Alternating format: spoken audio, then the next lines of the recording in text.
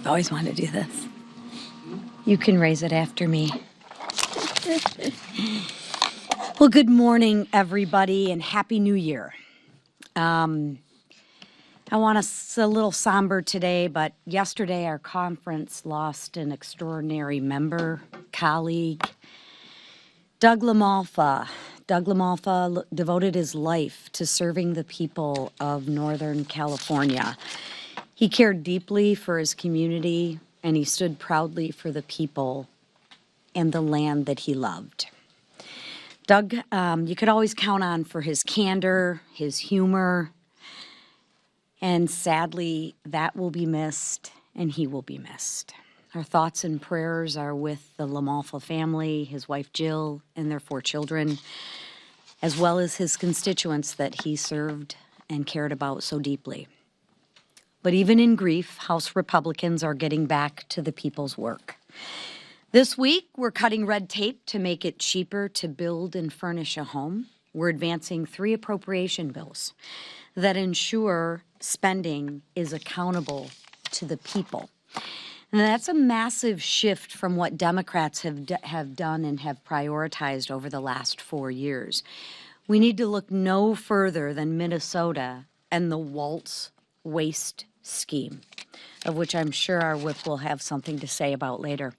I want to be very, very clear about what this Waltz waste scheme was. Democrats took money from our kids. Democrats took money from your kids, the kids who need it most, dumped it into fraudulent daycare facilities, and turned the other way when this abuse was reported. This has been their pattern, so this really shouldn't surprise anybody. But what's happening there is absolutely disgusting. Tim Walz can announce that he won't run again for governor, but he will still be held accountable by House Republicans, and that's exactly what we're doing this week in the House Oversight Committee. Republicans' efforts this week build on what we delivered in 2025, the largest middle-class tax cut in history. Yes, ladies and gentlemen, the Democrats voted to raise everybody's taxes, but we didn't let that happen as Republicans. We eliminated taxes on tips, on overtime, and tax cuts for seniors. We expanded the child tax care credit and delivered real relief for working class families. Now, we're going to further continue relief by lowering costs on housing, energy, and health care.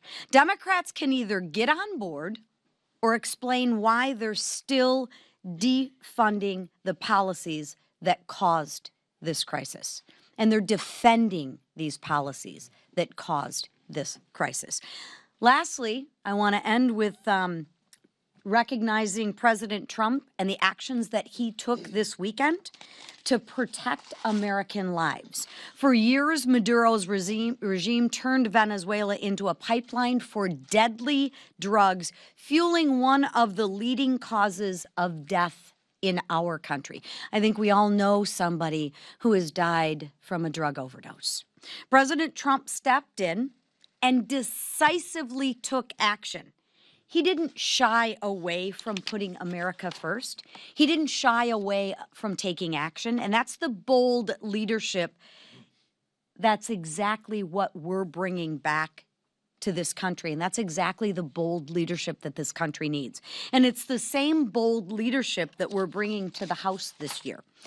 With that, I'm proud to turn the floor over to one of my colleagues and friends, Carlos Jimenez, who is acutely aware of the situation of what's going on. So with that, Carlos. Thank you.